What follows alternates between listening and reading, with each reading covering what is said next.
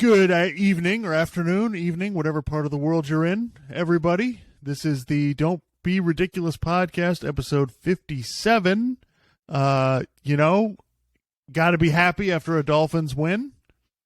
I've decided I'm going to attempt to be more optimistic. It'll probably last about 5 minutes, and then I'll go back to being a self-loathing Dolphins fan. But regardless, you know what? As I stated before we went on, there's no easy, unless you're Kansas City, Buffalo, or Philadelphia, there are no easy wins in the NFL. Those teams may be good enough that they can beat people like a drum, and they can get by with an easy win. But for the rest of us, it's not happening. So Dolphins get a win, 31-27. Not the best played game of all time by either team. That's an understatement. Yeah. But you know what, Clark? I'm going to drop some numbers on you.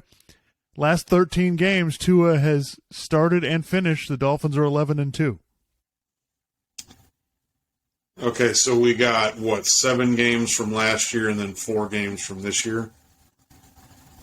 5. 5 from this that's year. Right. Okay. That can be kind of deceptive.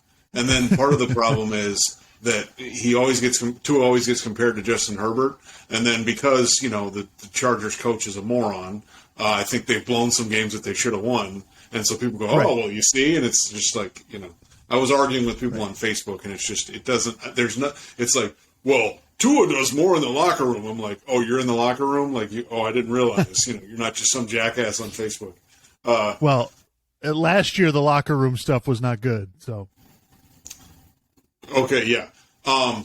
Just real quick before we, I'll totally get into the Dolphins. Just while I was watching the Dolphins game, one of the things that really annoyed me was one of the commentators, because it's just so played out. It's been done so many times. It's become like I forget what I called it at the time. It's become a stereotype, or it's just become a trope of football commentators. Whenever a quarterback throws the ball away, I just love that decision. Oh, it's just so great. Just let your offensive coordinator call another play. It'll just because at one point in the game, I think it was Tua he rolled out and he threw the ball out of the end zone because nobody was open, and then I think the next play he got a touchdown pass. But yeah, it's just like, oh yeah, I love it when they throw the ball away. I'm like, dude, it's not that big of a deal. I mean, I understand that there's quarterbacks who don't throw the ball away. I get it, but I've just been watching football for 30 years now, and it's just so played out and annoying. Anyway, on to more important stuff. So the Dolphins, the Dolphins they're somewhere in between this game and the Ravens game and the other games they've played this year. That's what this team is. They're somewhere between that, because they're not. They should have scored more against the Steelers, but they're not the team that scored 42 points against the Ravens, unless the other team just started blowing coverages left and right. So yeah, it's just kind of. The problem is after a game like this, people go, well, what's the criticism? He scored 31 points. Yeah, against a really horrible defense. Like if he can't score over 30 points against a bad defense, then what are we doing? But it's just that there's, we don't need to necessarily go into the whole Tua thing. Like, we've kind of made up our minds. I made up my mind on him at the end of last year, and now they've got they have all this talent. It's like Tyreek Hill leads the league in receiving yards and catches, right? And it's like, you got all that, and what do you get? They're 5-3.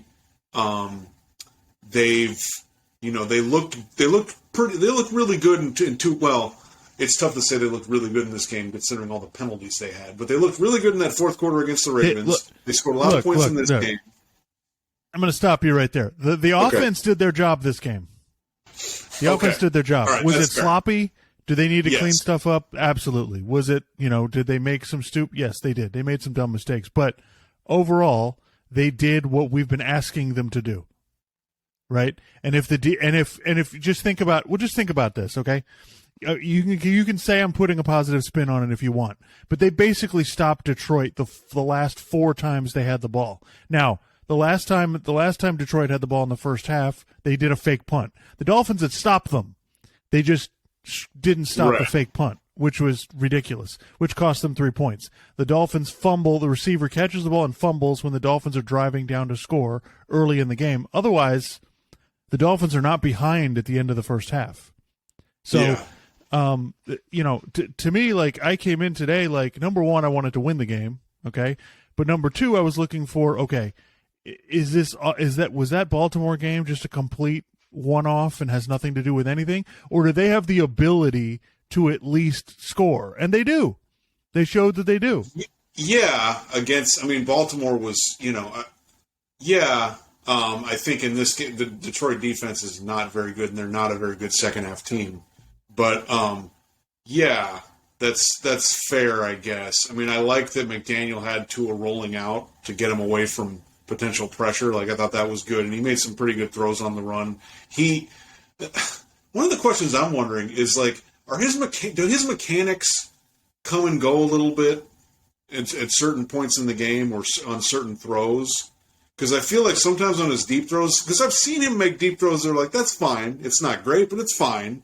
But I also see him make throws where it's just a wounded duck. It's just sort of flailing around, and it somehow gets, because he underthrew, like, a couple of those passes, if they were thrown deeper, Tyreek Hill would have had a touchdown, So, I just wonder if I agree. From what I see, like I said before, I think he's got to throw it on a higher trajectory. I think it's too flat when he throws it deep. Like the touchdown to Waddle where he throws it over his shoulder, that's what you need to do. That was a good throw. He's got to throw it up in the air more so they can run underneath it, and they're not standing there waiting for this throw because I think it's too flat. So, yes, does he need to correct that? Absolutely. But to me, that's a minor criticism as far as he goes. Like, I don't believe, like, no, he's not going to be great at throwing the ball 60 yards down the field. But yeah, I do believe that he can get better at that. So that it is a little bit of a concern. It feels like his best. Obviously the best thing that he does is snap the ball, drive back, plant your back foot, and throw. And then most of those throws, like the vast majority of those throws, are really accurate. They're on time. They're where the ball's supposed to be. When his mechanics seem to go is when he plants his foot and he's got to wait for somebody to get open. But he still did that a little bit in this game. I guess just the main problem, I think, is that because of his injury history, so I felt like he was on a pretty good trajectory the first 3 games, and then he gets hurt. So then he's out, and so then it's like I feel like in the last game maybe he was off a little bit because he hadn't played in a few weeks, right? And now he's kind of getting back into it. It's like you play the Lions, okay, that's a good game to help you get back into a groove. It's like, okay, stay healthy for 6-7 weeks in a row and keep playing, and then maybe we can see what's when you have talent on offense and you have a good play caller, what's really the ceiling, I still think there's a limited ceiling, but I still think maybe there's a chance we haven't totally seen it yet. So, I'm giving you the glass half full kind of view. But look, they're 5-3. If you look at the next month of their schedule, there's a chance for them to get to 7 wins, 7, maybe 8 wins, depending. Let's see how Cleveland plays. And if they do that, they're in position to make the playoffs. So. Right. You know what? It could be worse. So considering they basically didn't have a quarterback for 3 games, the fact that they have 5 wins is pretty amazing. Yeah, that's. If you'd have told me before the season that the quarterback was going to miss 3 of the first 8 games and we win 5 of them, like you got to feel good about that. To me, the bigger issues in this game were number one, the defense came out and really struggled. They couldn't cover anybody. Especially in the first quarter. I think the injuries have something to do with it, but it's not the whole thing. I still maintain that they lost. They obviously lost something when Brian Flores left because he was calling the plays in the second half of the year last year. So and Josh Boyer was the guy calling the plays in the first half of the year. Right, and we can see they don't. I think part of the reason they can't blitz as much as they used to is because the secondary is just beaten up, and they just don't have. They need to in the draft. They need to get a pass rusher. They need to get a guy who can command a double team or whatever, and just make it easier for them to get the guys there. Because I just don't think they're getting as much pressure as you need to get on the quarterback. So right. So yeah, what concerns me about this game is the sloppiness, the committing the same penalties over and over again. Yeah, good Lord. The defensive offsides. I mean, really, you guys can't. I mean, McDaniel, your offense has tons of shifts in it. You can't get this. Like, come on. Right, and we're in game 8. It's not like it's the first month of the season here.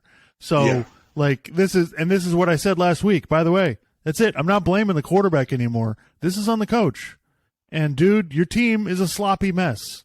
Like, you got to figure this out. Like, this is like the stupidity of the penalties. It's like these aren't penalties that everybody commits all the time. This is some of this is high school level stuff. Like, this is really bad. So they need to clean up some of that stuff. And if they'd if they'd have done that, they wouldn't have fallen behind like they did. But it's nice to have a team that can be fun to watch.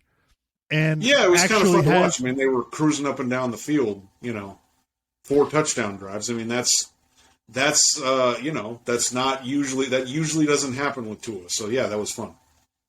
Yeah. So, I mean, I think, got to stay on this track, but they have to fix some of these things because you're not going to play the Lions defense every week. Yeah. The Bears defense is much more difficult.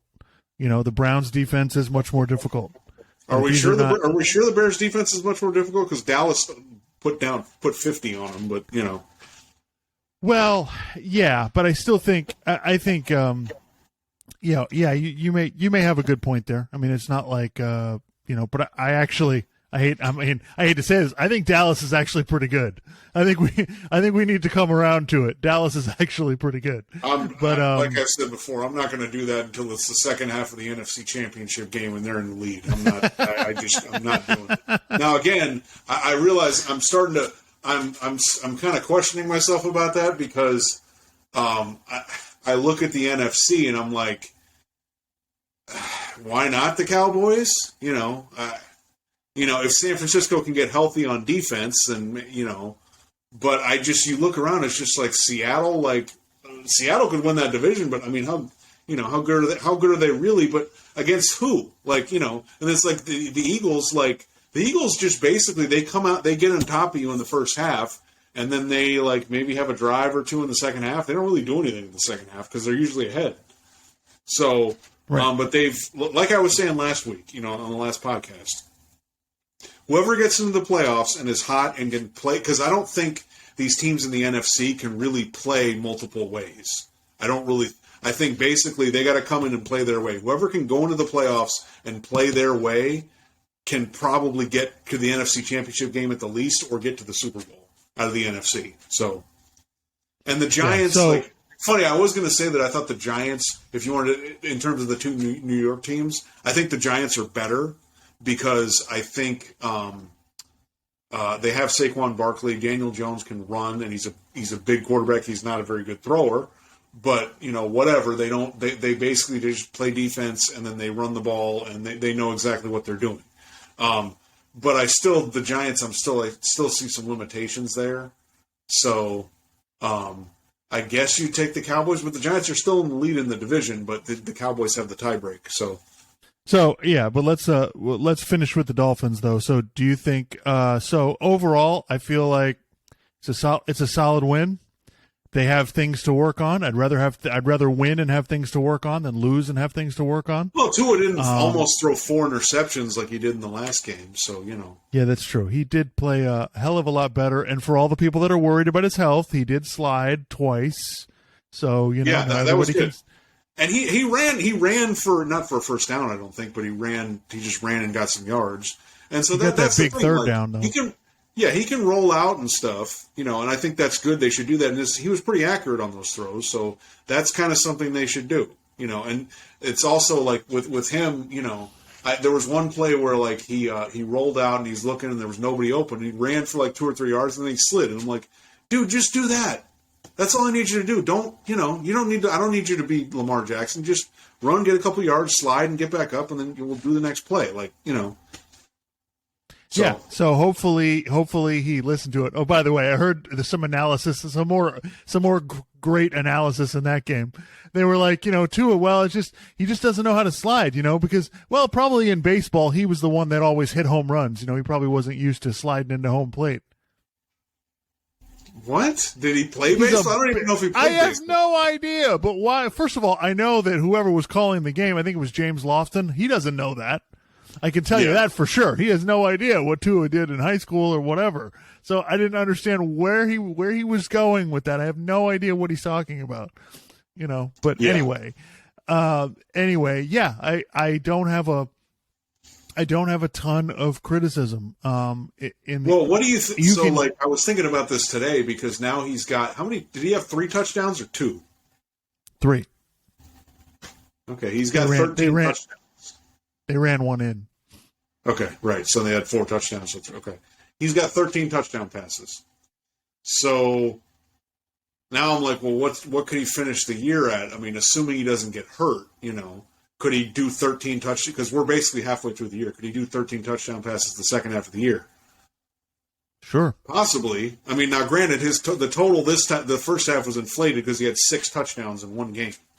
But so now I'm kind of like, yeah, is he going to finish the year with like 25 touchdowns? Like, okay. And it's funny because it's, it's what we were talking about. And it's what Colin Cowherd was talking about. Like, what do you do? Because his numbers will be better. They're already better. I mean, Tyreek Hill's leading the league in receiving yards and catches, and Jalen Waddle, like him and Jalen Waddle, they seem to get 100 yards, or at least both of them get close to over 100 yards every single game. So, it's going to become a thing. Like, what do you do? Because I don't think Tua's going to be. You're not going to be blown away, but it's going to be like, hey, he was good. So it's like, anyway. Well, I mean, listen. Compared to some of the other quarterbacks we saw today, I'll take it. Yeah. So I think the Dolphins need to figure some stuff out. We know the defense needs to play better.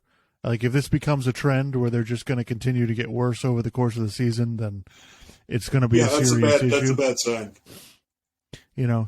But they do have a lot of guys out, and from what I read, Byron Jones is close to getting to the point where he can practice. So, right. So but anyway, so Dolphins 5-3, tied for second in the division, and they got to make. I think they got 2 more games till they're bye. If they can at least split these 2, they got the Bears and Chicago Bears and the Cleveland Browns. They get one of them, they get the bye, and then they play Houston. So okay, got to take advantage of the schedule, and hopefully the bye we can get some guys back healthy. But, yeah, because they got to. I mean, the 49ers. I don't really like that game. The next 3 games, I mean, go 2-1 or 3-0, and then you're positioned, and then you get the Jets again, you get the Patriots again, and the Packers. I don't know what's going on with the Packers, so that could be that maybe looks like a winnable game. Even the Chargers. I mean, how much can we really rely on them? They got to play the Bills again, which I don't really like that because I think the Bills want to crush them because of what happened in the last game. But yeah, every team on their schedule is capable of being beat. So they got a shot going forward. So anyway, addressing the rest of the NFL. So let's go back to this. So listen, I'm usually a seller on the Cowboys, but their defense is legit. Like the Cowboys defense it's a monster. That's not going to be easy for teams to play. I didn't look at the stats, but I guess they ran the ball today. And Pollard had a great game. Dak had a really good game. So they played their butts off. Yeah, I mean, again, it's the Bears. I don't want to totally go nuts over that, but look, they're 6-2 in the NFC. You're well positioned, So what do they got? What do they got coming up? Well, the Packers. That's a winnable game. The Vikings, the Giants, the Colts, the Texans, the Jack. Okay. Well, the Cowboys are positioned to get the 1 or 2 seed. looking at that schedule, I mean, they get the Jaguars, then the Commanders the last week of the season, Titans, Texans, Colts. I mean, the Colts suck. So, yeah. And the Giants, they could beat the Giants again. Vikings, I don't trust the Vikings to beat a good team. I mean, and I'm not saying the Cowboys are a bad team. They're definitely a good team. And the way the NFC is, I guess maybe you can believe in them, I guess. You know, I'm not saying that there's some, like, you know, world-beating elite team, but the NFC is just kind of it's a clusterfuck. I don't know what's going on. Yeah, it's a bit of a mess. And, you know, say hello to your NFC South leaders, the Atlanta Falcons at 4-4. That was probably the best game of the day, to be honest with you. The Falcons, Panthers. What the hell were they doing on that Hail Mary pass? What it looked like, I mean, you thought Atlanta kind of had it, and then PJ Walker rolls out, and they just let DJ Moore get behind him. He just throws a 60-yard bomb right to him, but just touchdown, and it's like, and of course, because DJ Moore takes us off his helmet and goes nuts, right? So that gave him a 15-yard penalty till they moved the extra point back. So the extra point was a 48-yard kick. So he misses it. And he missed. Okay, he misses it. Okay, they go to overtime. Carolina gets the ball from Atlanta. They have, I think they threw, Mariota threw an interception. So they go down, they're in field goal range, and the guy misses like a, 31-yard field goal or something like that. Shanks it to the left. So they end up losing, and they should have won. They had that game. So just, it's crazy. Like, who would have thought that the best quarterback for the Carolina Panthers would be PJ Walker? I mean, they've gone through everybody else the past couple of years, and they had PJ Walker the whole time, and he's the best one they should be playing. Yeah. So, for the people that, I mean, there's still people who think, oh, the Bucks will turn it around, they'll win that division. I'm like, okay. I mean, I guess they have as good a shot as anybody, but I mean, they did get their asses kicked by Carolina. Yeah, so all right, so go ahead. So let's talk about. They played a really close game with Atlanta. Atlanta probably should have won. I mean, if they didn't get screwed over on that roughing the passer call in that game. Yeah, so let's talk about Thursday night. We haven't talked about what happened on Thursday. So Tampa, and then I want to talk about Monday night. But so Thursday, Tampa basically gets pretty much dominated by God. Who did they play? The Ravens. The Ravens, right. So, Tampa really, they didn't score. I don't think they scored a touchdown until the end. Like, Tampa really stunk. And, it's not good. And then it comes out that Tom Brady's getting a divorce. And, it's a problem in Tampa. So, like you texted me, like, they're just not good. I mean, yeah, this is a serious issue. Like, now granted, again, it's the NFC, so maybe they can get it fixed. It's like the Eastern Conference in the NBA for the last, 20 years until now. Yeah, actually, now it's actually pretty good. Right, but, that's kind of what the NFC is. So it's like, I hesitate to count anybody out, but I mean, it's like I was telling you, like, Jesus, if Tampa and Tom Brady can't score 20 points, I shouldn't feel bad about the Dolphins, should I? Well, right, so, there's a lot to this, so, okay. First of all, basically what people have been sort of reporting is that Tom Brady basically forced out Bruce Arians. He didn't want Bruce Arians being the coach because Bruce Arians would kind of be not present a little bit, and then Brady and Leftwich would work on the game plan, and then Bruce Arians would come in and be like, no, we're going to do this and this and this, And Bruce Arians, look, long career in the NFL as a coach.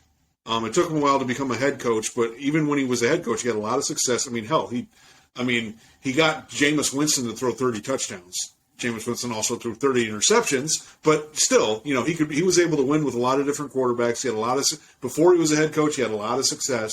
Okay. So, and Byron Leftwich, he's been a coordinator, and, their offense kind of sucks. So, you do have to blame Brady to an extent. You got to blame Byron Leftwich to an extent. They did have some injuries. They're not able to run the ball very well. And I'm not saying they need to be guided by the running game.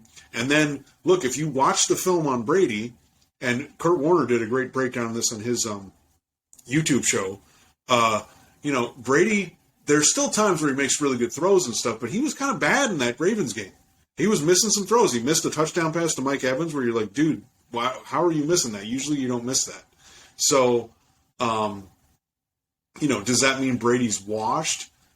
I'm hesitant to say that, but I do kind of think, and Nick Wright made this point, that Brady kind of, in the first 3 quarters of the season, he tends to get rid of the ball really quickly because he doesn't want to get hit, because he wants to survive until the end of the year and then get into the playoffs, right? So he's not going to really step into throws where he's going to get hit by somebody because he's older. He's got to kind of protect himself, and obviously Brady can't run.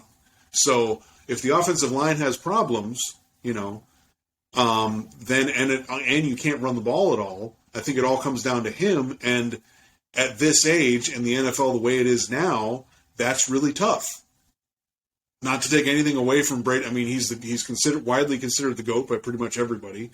So he's had a great career, and he can still throw the ball really well. But maybe there's a bit more of a decline, and also with some issues with the team, and also Todd Bowles is the head coach. When was he the head coach last? Like of the Jets? Yeah, and they weren't very good. So, and people would say, "Oh, well, why does that matter?" It matters. It definitely matters. So, could they turn it around? I mean, maybe, but I did find it kind of funny that Colin Cowherd, for like up until now, I think he's really kind of come off the Bucks, but he was just saying, "Oh, they'll get healthy, they'll fix it," and it's like, yeah, but if you look at like some of the advanced stats and you look at certain important metrics, it's like, why aren't they scoring more? And not to just oversimplify the game, but if you're not scoring points, like in today's NFL, you got a problem. Yeah, I think there are things that we've seen in Brady's career. There are things he needs to succeed. Yeah. Right? He needs a pretty good offensive line. He needs a running back who can run the ball, but not only he needs a running back who can catch the ball out of the backfield. And also block. Right. He needs a slot receiver. Okay? Yeah. Wes Welker, Danny Amendola, Scotty Miller, whatever. He needs one of those. He needs a tight end that he can rely on in case, third down and they need to gain 6 yards, and he doesn't have all of that stuff. Yeah. So it's the same thing I said about Matt Ryan. You're going to bring in an old quarterback and you're going to put him behind a bad offensive line. I mean, yeah, you kind of get what you get. I don't think this is anything about blaming Brady, but you don't have what you need in order to succeed. Now, when Tampa won the Super Bowl, they were 7-5, and then they went on a run and won the Super Bowl. So could that happen again? Maybe, right? Maybe, but again, people need to understand. I mean, it's so you go back and watch that playoff run, and it's kind of they struggled with Washington, and then New Orleans just started turning the ball over. If New Orleans didn't turn the ball over, the Bucks probably lose. And then the Packers, their secondary blows a coverage at the end of the first half of that game. Brady sucks in the second half, and he threw Packers 3 interceptions. Yeah, he threw 3 interceptions in the NFC Championship game, and they figured out how to win. So, you're right. I think Tampa has real issues, and I'm not really at this point. I'm not considering them a contender. I'm just not. Yeah, no, done. Like, I mean, maybe they'll figure it out. The NFC, if we're going to look at contenders, and this is not necessarily in any order, you got to put the Eagles there. I think you got to put the Cowboys there, and then I guess the Vikings, and then San Francisco. Yeah, and I don't really want to put Seattle there, but even though they're 5-3. But I mean, you kind of look at those teams in San Francisco. They still need to they need to keep winning and kind of get it together, and they need to get healthy and stuff. So, but yeah, it's wide open. I feel better about the Rams than I do about Tampa. Right. I feel better about them than I do about Tampa. So to me, Tampa's just in my mind, they're just really far down the list.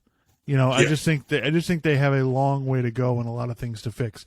But so Thursday night. So I still question Baltimore. I think Lamar Jackson is really good. Like, I don't think there's a debate. I think Lamar Jackson is good. I think he's playing well. For the most part, I think he has some ups and downs, but for the most part, I believe in him.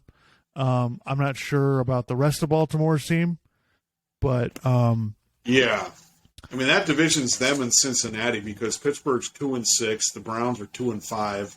Like, yeah, if Cincinnati they're playing the Browns tonight or tomorrow. Tomorrow night. Okay, yeah. So if they beat them, they're 5-3. They're kind of keeping pace with the Ravens. How about those Titans? 5-2. They won 5 games in a row, and then they had to play. Malik Willis had to play because I guess Tannehill was injured or something. He was sick or something like that. So, yeah, they've won 5 games in a row. It's like it's hilarious. Everybody was talking about the Colts in the offseason, and I think the Titans are going to win the division again. Yeah, and Jacksonville this morning looked like, I don't know what Jacksonville lost to Denver. I mean, if you're losing to Denver, you got real issues. Yeah. But before we talk about that, I want to go back to Monday night. So the Bears beat the Patriots. They kind of beat the snot out of them. Yeah. Like my 2 takeaways, like I just found the reaction to that game really interesting. My 2 takeaways from that game are the Patriots don't have a quarterback.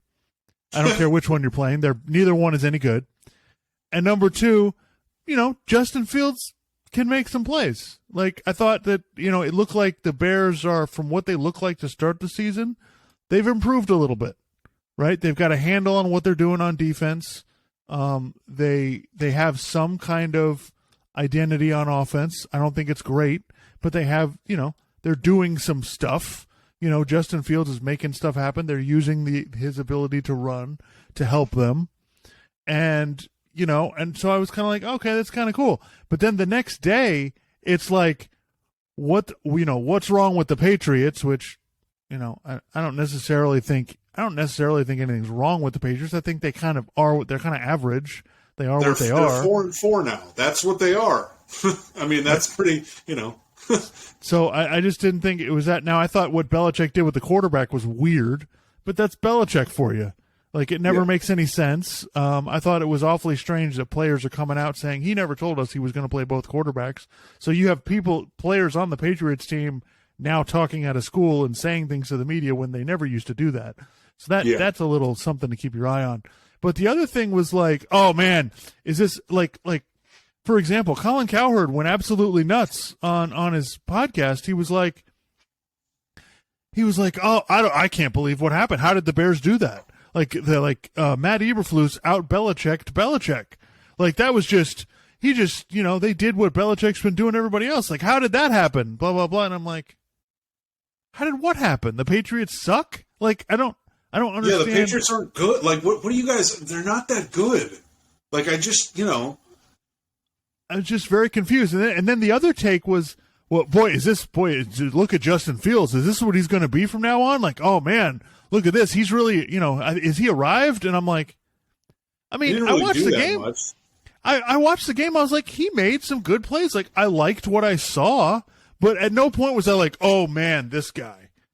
You know what I mean? I was kind of like, oh, that's good. They're improving. That's good. Like, I was happy with what I saw from him, but at no point was I like, oh man, Justin Fields is coming. He's next.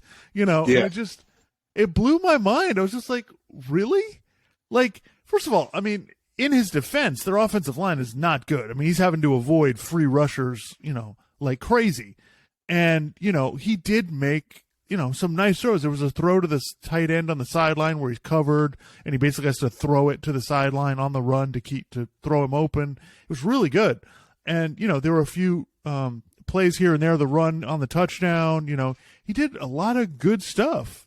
But I wasn't like, oh my God, he's amazing, and it's just like, guys, like I think he's improving, but there's still some issues there. Like he's not as accurate. He's not accurate enough as he needs to be. He's not great at reading defenses. Like physically, he's something to admire. Like the guy is awesome, but yeah, it just kind of blew me away. Like, listen, I'm happy with Justin Fields, and listen, I keep watching now. Selfishly, I keep watching the game, going, oh my God, could you imagine what the Dolphins could do with a quarterback who's that athletic? But yeah. he doesn't throw the ball as well as Tua does. That's true. Yeah. So it's like, do I think McDaniel could adapt his offense and figure out how to make it really good with Fields? Yeah, I do. Yeah. But I was not going berserk over Fields. Well, that's what San Francisco was trying to do with Trey Lance. I mean, Yeah. So they and listen, the Cowboys got beat. I mean, the Bears got beat by the Cowboys. Cowboys are a better team. I mean, the Cowboys, their defense is better. Their offense is Micah probably Parsons better. is like, is he the best defensive player in the league right now? I don't think it's even close. Yeah. I mean, because when you he's a nightmare. You combine the fact that he's an elite level pass rusher, right? So he's like a Myles Garrett, T.J. Watt, Nick Bosa pass rusher, and he can cover people. Like, you know what I mean? And he can play middle linebacker and run everybody down. Like, there's just nobody in the league who can do that. Like, it doesn't exist. So it's insane. So yeah, I think that, you know, let's not get crazy. I like what the Bears coach is doing. Let's see what happens next year when they can get a little more offensive talent on the Bears team, you know, to help Justin Fields out a little bit. Let's see if they can get the offensive line a little bit better, and let's see. The other thing, watching the game this morning, I think, you know, Denver managed to win, but I think we can all relax on, you know, Russell Wilson's fix now, or, you know, anything like that. Like, they didn't do anything for most of that game. Yeah. You know, and it looked like, again, same kind of stuff. It looks like miscommunication with the receivers, or the line doesn't block the way they're supposed to. You know, but I did like the fact that they played Melvin Gordon, because, for God's sakes, it's the only running back you have. Like, you know, you use him, for God's sakes. And, you know, so, and, you know, the thing is, could they turn it around? Yeah, because their defense is pretty good. You know, they're not terrible, but Russell Wilson, like, he has sucked this year. Well, let's just be honest. He's been bad. Yeah. So we'll see. Any improvement by him would be a significant upgrade because of how bad he's been. So, the other thing is, I mean, it's funny. Like, the Eagles, I feel like they're like the team in the NBA that they're going to cruise to 60 wins, and they're never going to be challenged, you know, until they get to the playoffs. It's just like they're going to win the number one seed, and I just don't think it's going to, because their schedule is so bad. The teams that they're playing, like, they're going to roll through all these teams.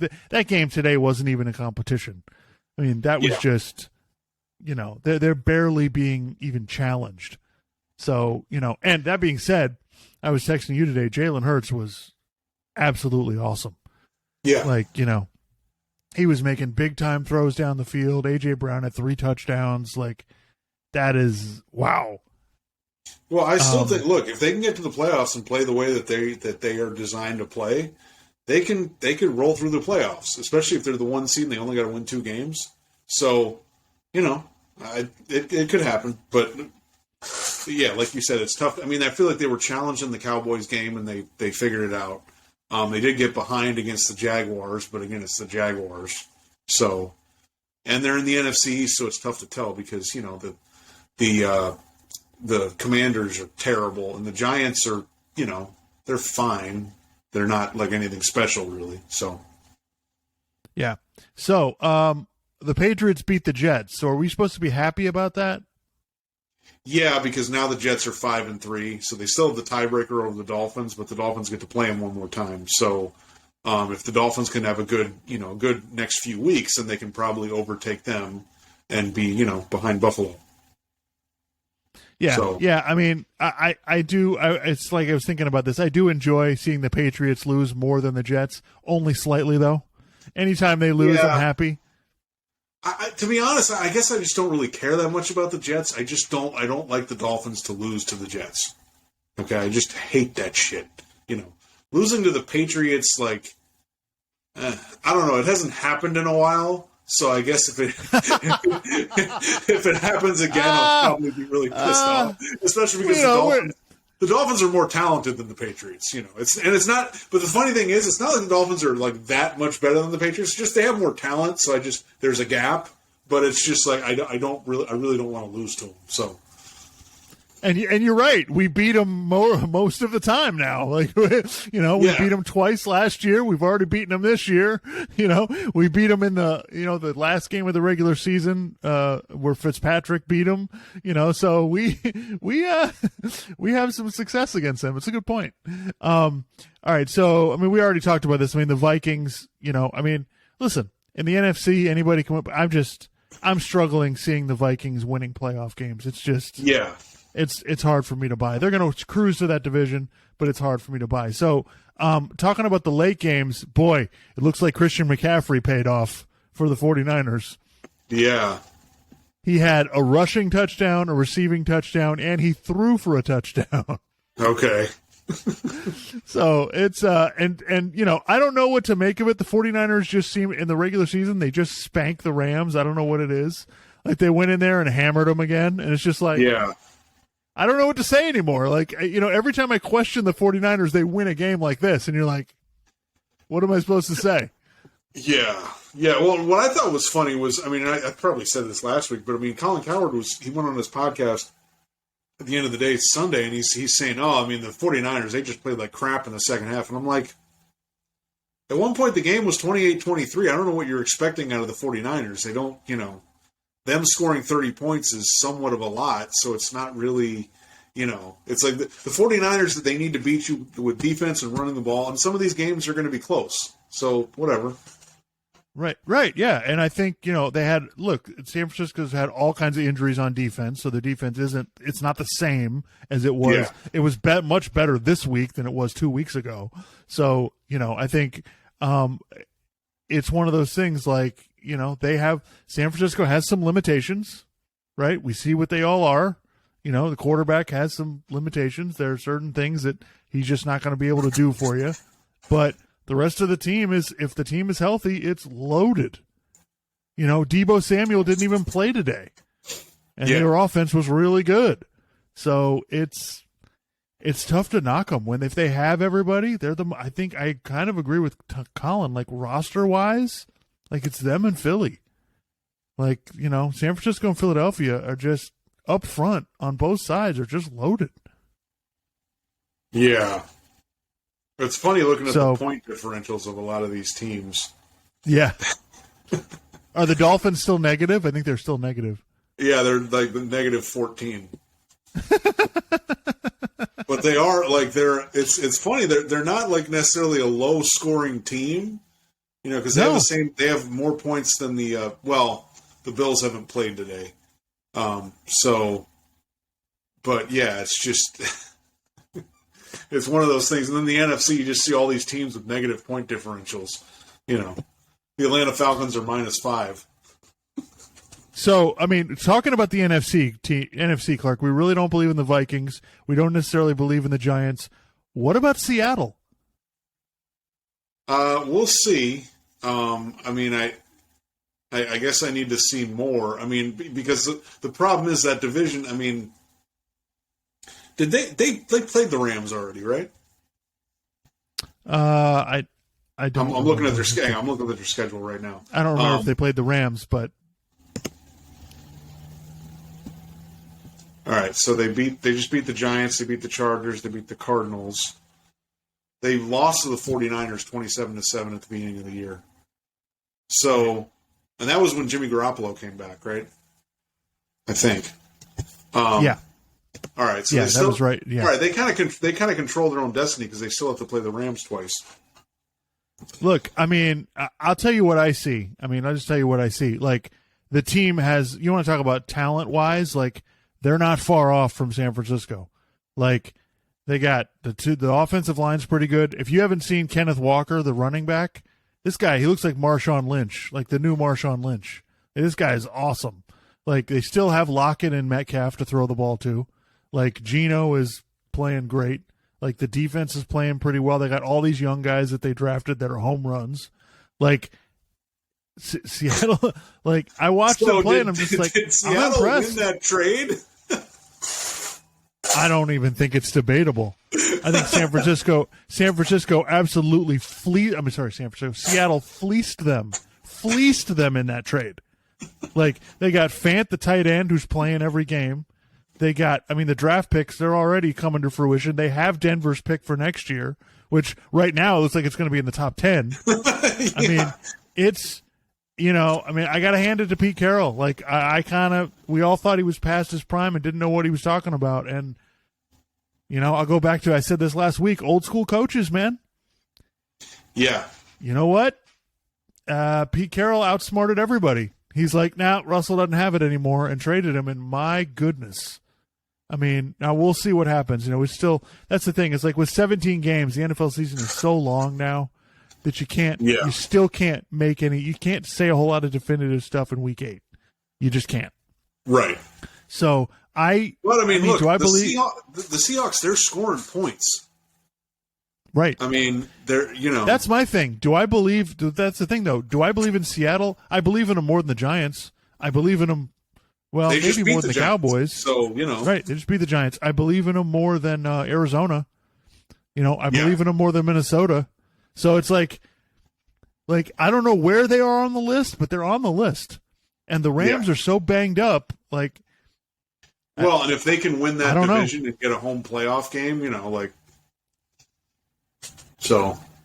Yeah, I still think San Francisco's better than them, but look, I don't going to think get healthy. I don't know. I mean, look, the teams I think the Jets, the Giants, the Titans. They're a little bit of fool's gold, right? They're kind of frauds. I don't think Seattle's a fraud. I don't. Okay. I think Seattle is legit. I think them and the Cowboys, they've proven it to me. They're legit teams. Are they going to win the Super Bowl? No, but are they legit? And if I have to play them in the playoffs, am I excited about it? No. You don't want to play the Cowboys defense in the playoffs. Oh my God. Yeah. No. It's a freak show.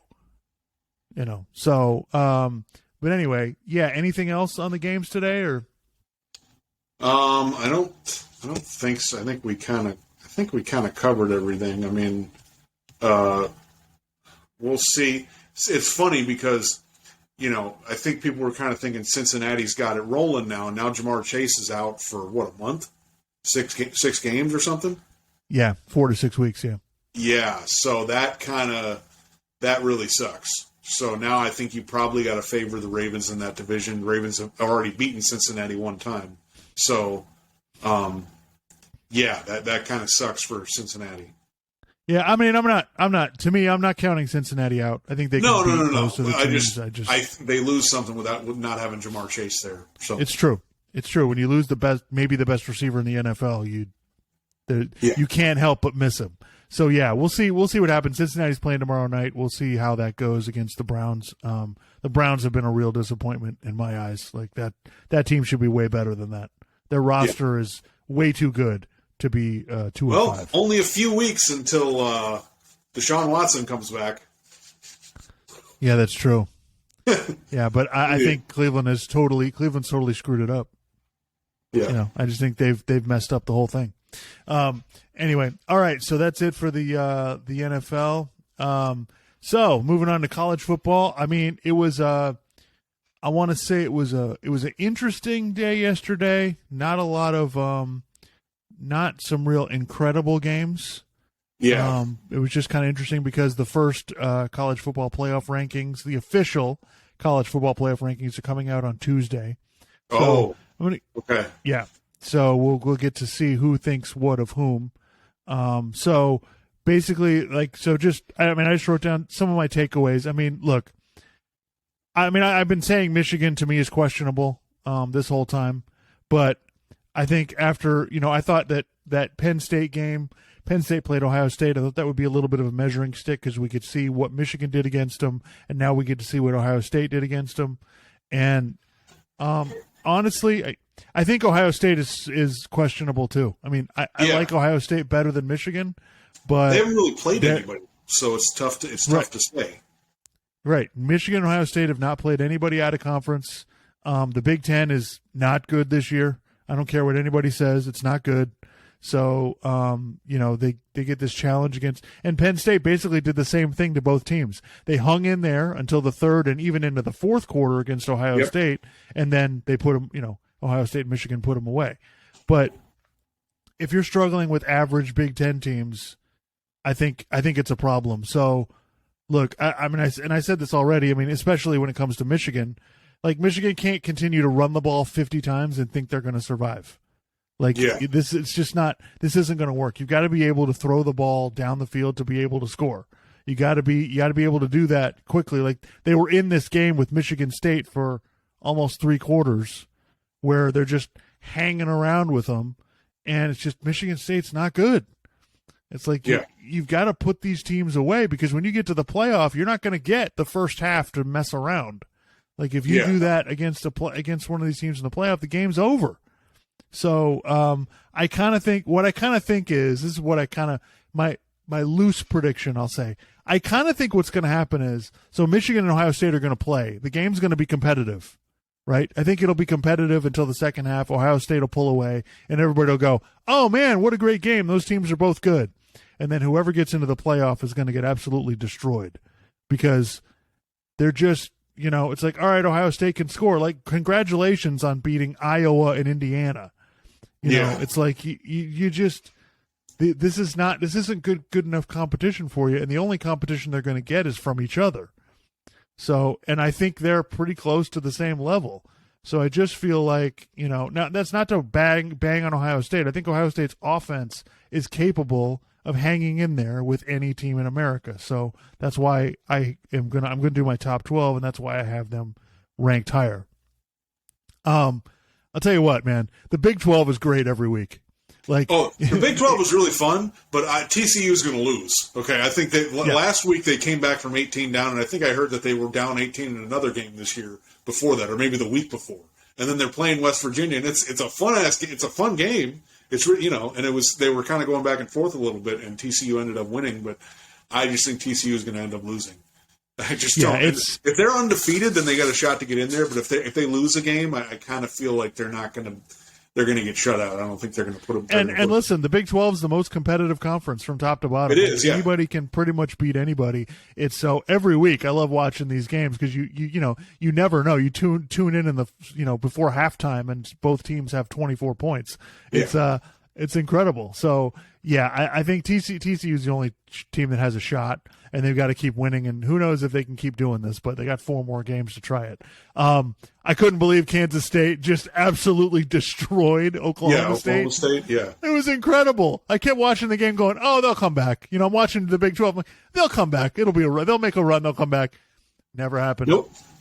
24-0, 31-0, 38-0. Every time I flip back to it, I'm like, what is happening? Like, I can't believe Kansas State with their backup quarterback just went in there and just absolutely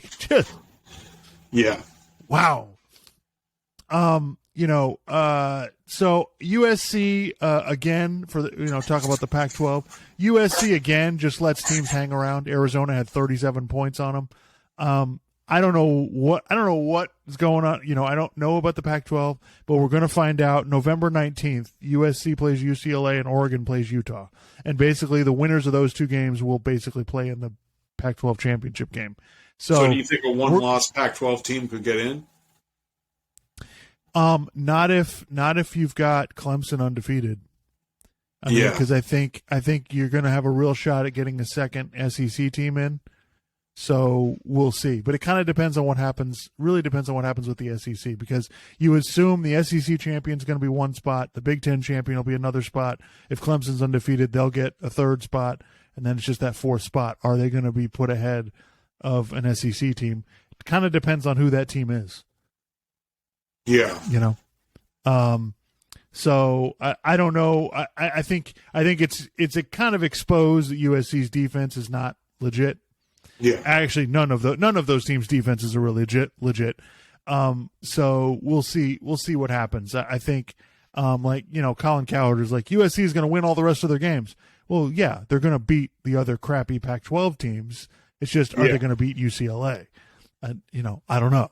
That's a team that can go toe to toe with them offensively. So I don't know what to think. USC has struggled in some games. I know they can score, but I don't think they can stop anybody. Yeah. So I think, I've been saying, we really need a 12-team playoff, especially this year. But I think this is an example, like what I talked about with Ohio State and Michigan. This is a perfect example of why we need it. Ohio State and Michigan need to prove themselves before they're in the semifinals. You know what I mean? We can't be having this team play nobody, come from a bad conference. They beat a team we think is good, right? And then they just get destroyed by whatever SEC team they play. Because this happened before. Ohio State made the championship game back with the BCS, right? The year with Ted Ginn and that team. They played the Urban Meyer Gators, right? They beat, it was 2006. They beat Ohio State beat Michigan by a field goal. Everybody's like, oh my God, it was a great game. Both these teams are great. They both should be in the playoff, blah, blah, blah, blah. And then Ohio State got absolutely destroyed because they played nobody except Big Ten teams. They beat Michigan. Everybody thinks they're great, and then they just get wiped out because they were never legit anyway. So with the playoff format, at least, even if Ohio State or Michigan was in the top 4 to start out with, they got to win 3 games. Like, they're not going to make it through a quarterfinal game if they play like this. So, right. Yeah, it's one of the things that, we need these. And this is the best thing about the SEC is those teams have to prove themselves every single week. Like, we can complain about, the SEC gets too much credit. Well, they're the best conference, so I don't know what to tell you. I'm sorry that they're better than you. So, before I give my top 12, just want to talk about next week. So, huge matchups next week, big time. Georgia playing Tennessee. We got Georgia and Tennessee, right? Yeah. Right, and then Alabama, LSU at night. So that should go a long way towards deciding. That Georgia-Tennessee game will basically decide who's what. It'll decide half of the SEC championship game. So it's a huge deal. Just as a early look at it, I don't think Georgia's going to let Tennessee's receivers run wide open like they did in the Kentucky game. I don't think that's quite going to happen the same way. But Georgia can score. Georgia has proven this season their offense is not like it was last year. This team can actually go out there and put up some points. So that should be a real interesting game. And, Alabama better be ready up front. That's all I can say. Because if they're not ready, if their offensive line's not ready to go, LSU will embarrass them. Their defensive line is ridiculous. They got NFL guys all over it. So that's how I look at it. Like, if LSU physically hangs in there, then Bryce Young's going to be running for his life. So that could be a serious issue. I don't know if LSU's offense will play well. Like, if they do, if LSU plays well, they could beat anybody in the country. As you'll see with my rankings, I'm pretty high on LSU, even though I know most people, don't think they're legit. But anyway, all right. So let's give you my top 12. So I got Tennessee number 1. Tennessee's got the best win. They look the best. They blew out LSU. They blew out Kentucky. They beat Alabama. Yes, they played them at home, but they beat them. Okay. These other teams weren't able to get over the hump and beat them. So I put them number 1 because I just think they've been the most impressive team. I put Georgia 2. They've been pretty consistent the whole season. They blew out Oregon to start the year. As we're seeing, that's a pretty good win. Yeah. They struggled against Missouri, but they beat Florida yesterday. They had the game. They pretty much had control of the game. They kind of let Florida back in a little bit, but they still beat them by 20. I put Ohio State 3. Could I put Alabama ahead of them? I could, but Ohio State's undefeated, and I feel like Ohio State's offense is capable of hanging in there with anybody in the country. So I put them 3. Yeah, their schedule's not good. It's not great, but, I put Alabama 4th. I know everybody's going to have Michigan or Clemson 4th, but I'm sorry, man. I don't buy Michigan. I don't buy Clemson. I think Alabama would smoke them. And I realize, Alabama lost the game, but they lost the game by 3 on a last-second field goal on the road. The kicker makes a field goal, maybe they win. So, I think they've got a pretty good loss, and I don't think anything. I put Michigan ahead of Clemson 5th. I think Michigan physically, I think they're a little better than Clemson is.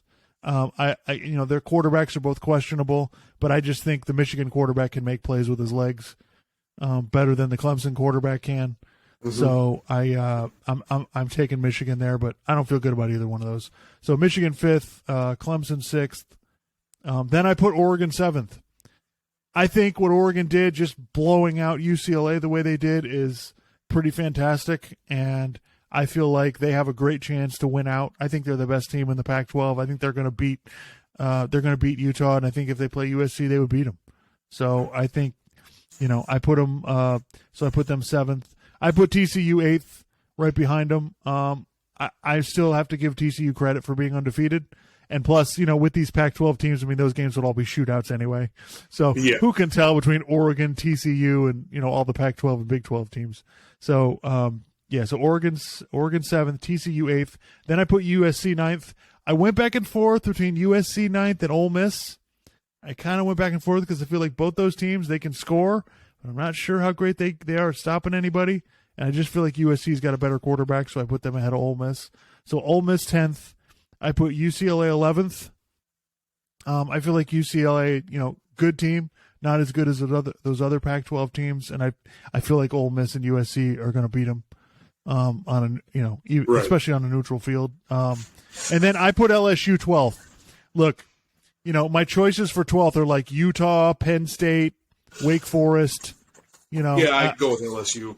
I just think LSU put it all together, but they're really LSU's talent. I'm sorry, they just man. beat Ole Miss, didn't they? They just beat Ole Miss. Like, if their special teams don't screw them over in that Florida State game, they have one loss, and they're probably sixth. So LSU's legit. They're playing as well as anybody right now. So I put them in there. You can get mad at me for having four SEC teams in there if you want, but they're all really good. I don't. That's how I see it. I think, and now what is the committee going to do? I don't know. It's hard not to put Tennessee number one, so we'll see. Yeah, I kind of feel like they'll put Ohio State number one, but I could be wrong. Yeah, they probably. I agree with you. I think Ohio State or Georgia will probably be number one. But and that being said, it doesn't really matter wherever they put Tennessee and Georgia. Like after one team wins next weekend, the other team will be ahead of them. So I don't think it makes a whole lot of difference. But anyway, so that's my top 12. I'm hoping the next few weeks should be really awesome. I think the last couple of weeks, we haven't had as many good games, but I think we're gonna be fortunate now to get some really good stuff going on. So yeah, awesome college football season. All right. Yeah, I think I basically those rankings are pretty good. I haven't watched as much college football yet. Yeah, I wanted to one thing I wanted to address, the NBA season is kind of new. So, I'm not going to get into the whole Kyrie Irving thing. I'm not touching that. I think he's on his own. He's on his own planet. Really, at the end of the day, it's not surprising he would. It's just it's unbelievable, dude. The season just started. You can't get through 2 weeks without having some kind of controversy. And and I know you blame the media for it, but no, dude, it's your fault. Anyway, so the talking about teams that are struggling, right? Teams are struggling right now. We got Brooklyn struggling, Philadelphia struggling, the Lakers obviously struggling. So I want to revisit this because I feel like it's very prevalent right now. Is I was really critical of Philadelphia trading Ben Simmons for James Harden. I thought this trade was a disaster for both teams. Everyone's debating who won the trade, blah blah blah. I'm like, no, this isn't gonna work for either team. I've seen a little bit of both teams, and they have a lot of concerns. Number one, Ben Simmons is pretty much afraid to do anything at this point. He fouled out of 2 games. Like everybody's like, oh, let him get back in the flow, blah blah blah. It's like it's basketball. Like he's been playing basketball for a pretty long time now. Like. He's kind of afraid to shoot, even like at the basket, afraid to shoot. Like he looks timid is a nice way to say it, but he looks shell shocked. Like I don't see him being a contributor. Dallas played them the other day, and Luka was like pointing out, "Come set the pick so I can, put Simmons on me, so I can take him to school." Like I don't even know about defensively. Like this is going to work. And everybody's like, oh, he's just got to distribute. And Kyrie and Kevin Durant keep apologizing for him. And we'll see. I think he's going to be benched at some point. I don't think this guy has a lot in the tank, and you're paying him $35 million this year, $37 next year, and $40 million the year after that. So yeah, it's pretty much a disaster like I said it would be. And this Brooklyn thing just looks terrible. Everyone telling us they would be good. Like there's no world that exists where this Ben Simmons thing was going to work out. I told you that from the beginning. As far as the James Harden side of it, there's a lot of problems with Philadelphia. First of all, I think James Harden is acting like, oh, this is my team now. Like, oh, I'm going to take over. I think that's how he's treating it. And it's like, actually, no, dude, this is Joel Embiid's team. Like, you're just getting in the way now. Like, you're getting in the way. Tyrese Maxey is kind of ascending. Like, he's turning into a really good player, and you're kind of causing a problem, you know. And the other problem with Philadelphia is Doc Rivers. I like Doc Rivers, but he's not a let's bring everybody together coach. He's not the psychologist, right? He's not going to take guys that are having issues and kind of meld them together and make it work. That's not how he works. Like, when it's worked out for Doc Rivers, it's because he's had guys who just come to work, right? In Boston, he had Kevin Garnett, Ray Allen. They just come to work and play basketball.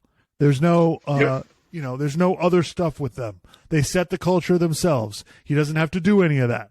Doc Rivers, doesn't have to be involved in that. Okay, he goes to the Clippers, no culture. What happens? They fall apart. You know, he wasn't built to handle Ben Simmons, so maybe that's a good thing that they got him out of there. But he's not built to deal with this either, because, you know, Embiid is the one who should be getting the ball on this team, and I just think James Harden he's making it worse. Like, I just feel like they really didn't need James Harden. Like, they could have stuck with what they have, kept building the roster around Embiid. I just feel like they would have been better off.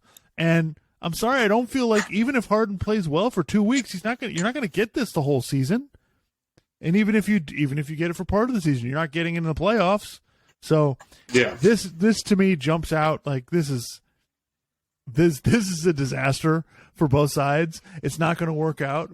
Now, both teams, by the way, have a whole litany of issues. This isn't the only issue that they have, but I just want to revisit this because early in the season, this is something I see that is just, you know, become quite obvious. And as much as I want Philadelphia to be good, as much as I want to root for them, I just don't think this is going to happen. I think a mid-season coaching change is more likely for both of these teams than them to actually win a bunch of games and be really good. So, I'm sorry, after that interview that Ben Simmons gave to JJ Redick, I didn't believe in him before, but I'm out. I'm totally out. This guy still thinks he's awesome, still thinks he doesn't need to work hard, and I don't think he cares about basketball enough. I just don't think he does. You know, I think he likes everything that basketball gives him, but and James Harden's pretty similar. Like, I think if he can go out and play his way and do his thing, it's great. But I just think it's detrimental to the team. Yeah. Yeah, meanwhile, the Lakers, like, I don't know, I guess before the season I thought, well, if they have LeBron and Anthony Davis, they could maybe be a play-in tournament team, right? I don't even think that's going to happen. They suck. Like, they can't shoot threes at all, you know. So, and it's just, I'm beating a dead horse at this point, but this is what happens when you do a shitty job running your organization, which they've been doing a terrible job running the organization for 12 years. LeBron wanted to live in LA, so he went there. Then they had a pandemic, and so LeBron was healthy enough, and Anthony Davis was healthy enough, and they were able to win a championship. Okay? They basically, LeBron, the first year they didn't make the playoffs, win the championship. Next year, losing the first round because Anthony Davis gets hurt. LeBron was also out for a bunch of the season. Last year, don't even make the playoffs. This year, I don't think they're making the playoffs. So, you know, look, at this point, it's beating a dead horse. I don't really need to, like, you know, Colin Cowherd's going on there like, oh, well, they need to, you need to have a better team around LeBron because blah, blah, blah. It's like, dude, I'm not saying LeBron's done, but in terms of LeBron winning championships and making the finals, I kind of think that's, granted, some of that's this team is really not good enough, but even if you put a good enough team around him, he's been playing for like 20 years. You know, it's just, come on. No, look, we've been over this ad nauseum. Like, they had the roster that they needed. They had the roster that would win, and they freaked out because they lost in the first round and Anthony Davis got hurt, and they blew up the whole thing for Russell Westbrook. And it's basically put a hole, like they're now stuck and they can't get out of it. And, you know, I know Colin thinks, trade Anthony Davis. That's not going to solve the problem. No. You're not going to get a great player back for Anthony Davis right now. The guy's in between being hurt. He's not hurt or not playing well. Like, the idea of that's going to fix your team is ridiculous. They need to send Westbrook home. Okay? They're better off without him. Okay? I don't care if they buy him out, whatever. Get him out of there. Okay, he's not helping you; he's only hurting you. And I don't see any way. And it's just funny to me. Like, we're blaming the Lakers for this. It's like, well, I don't know what percentage is LeBron's fault, but part of it is you signed off on Russell Westbrook. Like, you wanted this, you chose this, so you don't get to go, oh well, we just don't have any shooting. Okay. I mean, I don't know what to tell you, man. Like, to me, it's at least 30%. This is on LeBron. And now the Lakers want to put their foot down. Oh, you wanted Russ, so now, but no, we're not going to trade him. We're not just going to do whatever you want. Oh, now you're going to put your foot down. Really? So yeah, the Lakers are kind of hopeless. I just don't. I don't see any way. I mean, let's just be honest here. Like really, let's play this out. Okay, Jeannie Buss isn't going to sell the team. No. So, and is there any indication she's going to stop taking advice from, I don't know, Kurt Rambis and Linda Rambis and whoever else she's taking advice from, and she's going to hire an actual GM and not Kobe's agent? Like, we have no indication that that's going to happen. So, barring them getting lucky again, like they got lucky getting LeBron, why would we think the Lakers are going to be good in the next 5 to 10 years? Right. I mean, now maybe they're so bad one year they get a really high draft pick and they get a franchise changing player, but even then they'll probably fuck it up because they won't do a good job building the right team around him. So, yeah. At this point, the best thing they can do is get rid of Russell Westbrook, however you can. Figure that out. Just get him out of there, okay? And then you can roll, and then you might be able to roll with what you got. But it doesn't matter. Your roster is just nowhere near. They don't have as good good 3-point shooting, and it's 2022. If you can't shoot threes well, like, forget it. Right. There's no, if that I still don't buy that trade with Indiana actually existed. Like, because if it did exist and they didn't make the move, I mean, I don't know what to tell you. But I don't think that trade really exists. I don't think anybody's taken. Maybe there were some discussions about it, but maybe it really wasn't that serious, or it wasn't like really far along because it just doesn't make a lot of sense. Yeah, it doesn't at all. But as people, well, it's funny, like the tanking conversation, like everybody thought that all these teams were going to tank, and then they're like, Utah wins the first 3 games. Everybody's like, oh, I guess they're not tanking. It's like, let me just explain something to people, okay? As long as you're in the bottom 6, you're good. As long as you're in the bottom 6, you have a 14% chance of getting the number 1 pick, right? If you're in the bottom 3, you have a 25% chance of getting the number 1 pick. But as long as you're in the bottom 6, you have a really good chance of getting the first or the second pick. So you can tank and still win games, right? If you think about it, 10 teams in each league make the playoffs or play in, right? That's 20. Right? So then there's 4 other ones that they don't even get into the top 10, right? So you only need to be in the bottom 6. You don't need to be horrible to have a good shot at getting the number 1 pick. Like this idea that, oh my God, and Adam Silver's really worried about tanking. First of all, the tanking happens in the second half of the season, first of all, after the trade deadline. Yeah, because you can dump players and make your team really bad. Exactly. You can dump players, clear your salary cap space, all of that stuff. There'll be some tanking. It's just not going to happen right now. And honestly, Utah has too many, they're not bad. They have too many players that can do stuff. They have Colin Sexton. They have Mike Conley. They have some guys on their team who can do stuff. So they're going to be competitive, but but anyway, so that's my early season. The Heat, I'm a little concerned about. I think they're 2-4. They lost to Sacramento. Like, it's not looking great right now. Depending on Kyle Lowry, looks like a bit of a that's a problem. I basically think that when they signed Jimmy Butler 3 years ago, I was kind of like, all right, they can be a playoff team. Now they've exceeded my expectations for what they were going to do 2 out of the last 3 years, but I kind of said to myself, all right, the end of the Jimmy Butler era or the last 2-3 years of it, the Heat are not going to be, trying to contend in the Eastern Conference. I just don't see it. And Kyle Lowry's not the same guy. So, and then it's like Tyler Hero's better. It's like, yeah, he's a nice player, but he's not going to be, and it's like they need, and then I read something that like when Bam Adebayo is on the floor, like they're much better than when he's off the floor. And I'm like, yeah, Bam's a good player, but he's not, you can't really rely on him to be scoring a bunch of points in a, big playoff game or consistently making shots. And you're like, he should be able to make that. So, it's they are what they are. They're kind of locked into what they have, and the other teams in the Eastern Conference got better and they didn't. So, just is what it is. Yeah, it's going to be. We'll see how the season goes. I'm sure the Heat will always find a way to be decent in the regular season, but it's a tough road out there. They sort of lucked out in the playoff draw last year. I mean, if they have to play Milwaukee in the first round, or they got to play, who else? Even if they had to play like Cleveland, they might struggle with them. So I just, if you don't get a good draw, I don't think they can win a playoff series. So. And Milwaukee, by the way, 5-0. So, we see where they're at. They're just smoking people. So, anyway.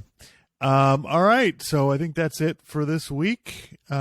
Everybody, enjoy the games, and next weekend should be a lot of fun.